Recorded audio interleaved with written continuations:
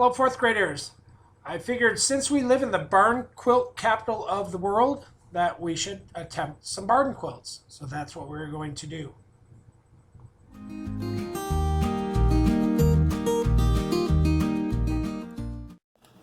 Hello, fourth graders. Welcome to Barn Quilt 101, because I have never made a barn quilt, so I'm going to be learning right along with you.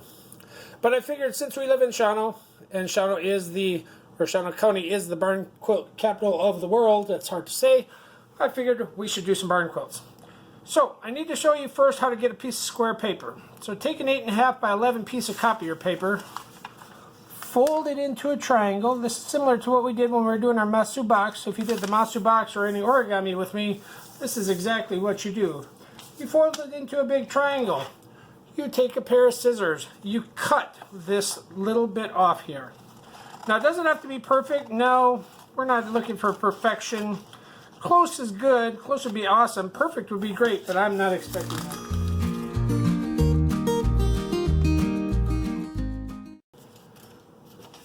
Okay, once we have that opened up like that, we've got one fold in it already. We're going to put some more folds in it. We're going to go corner to corner in the opposite direction.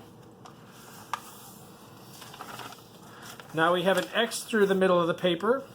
We're going to go in half twice. Once in this direction. And once in that direction. Or this direction, depends on what you want to do. Okay.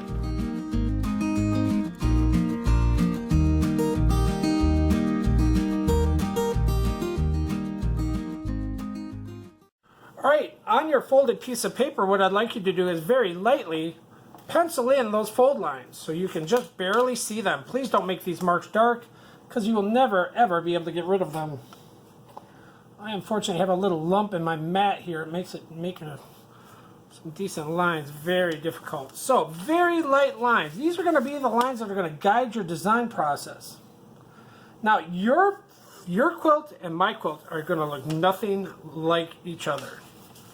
Okay, unless you totally copy mine, which I am totally okay with if you want to just follow along with me. But I'm going to be putting this through, because I only have like 8 minutes. Okay, I'm going to be putting this through a time lapse when I do mine. Okay, but get to this point at least, because this is where you need to be. You need to be here to start almost every design.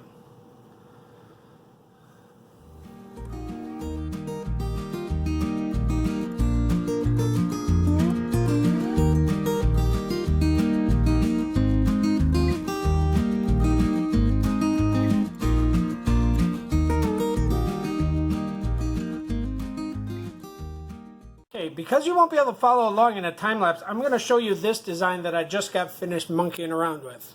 Okay, and I'm going to give you a very quick rundown of how I did it. Okay, these two fold lines, I drew a line right here between these 2 points where the fold lines go off the paper. Did the same thing here, did the same thing here, did the same thing here to get that big square. Used my compass to draw a circle, so I had to figure out how big it could be to draw that circle from the center, because the center is right there. Well, I can't find a thing to point with. The center is right there, easy enough to understand that that's the center. So I drew that circle so it fit inside that square. Okay, then using the points where the square crossed these folds, I drew another square. Okay, so really, this process is really all about just kind of coming up with some geometric design using compasses, rulers, anything like that. So it's kind of hard to teach you one specific way to do it. Okay, but you can follow along. You should be able to slow the video down, even if I do put it through a time lapse. You should be able to slow the video down and watch it if you wish. I'm going to kind of start off the same way here, only I'm going to go a little bit darker when I start. Alright, so here I go.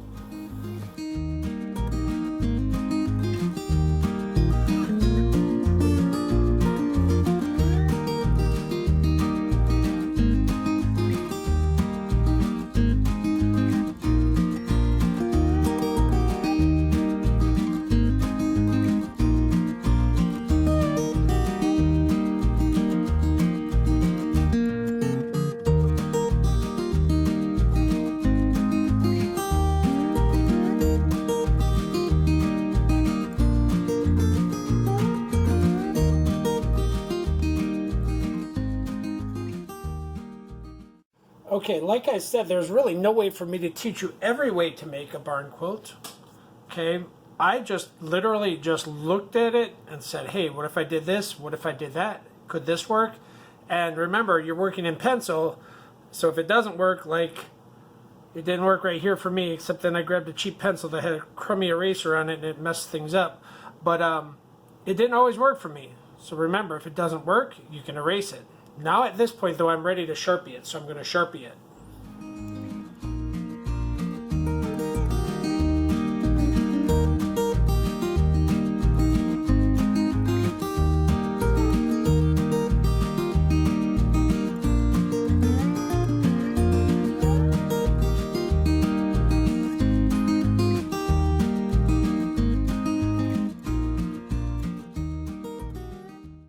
Okay, boys and girls, here is my barn quilt design. It kind of also looks like what's called a mandala because it has a radial design element to it. I am now going to erase all my pencil marks. I decided not to do this circle because I really want this to be a flower on the inside. So I'm not going to do that circle as part of my design.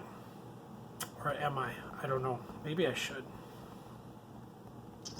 Actually, you know what? I am going to do that circle as part of my design. And then I'm going to show you how we're going to color it using colored markers, or you could choose colored pencils if you wished. I'm not sure which I'm going with just yet.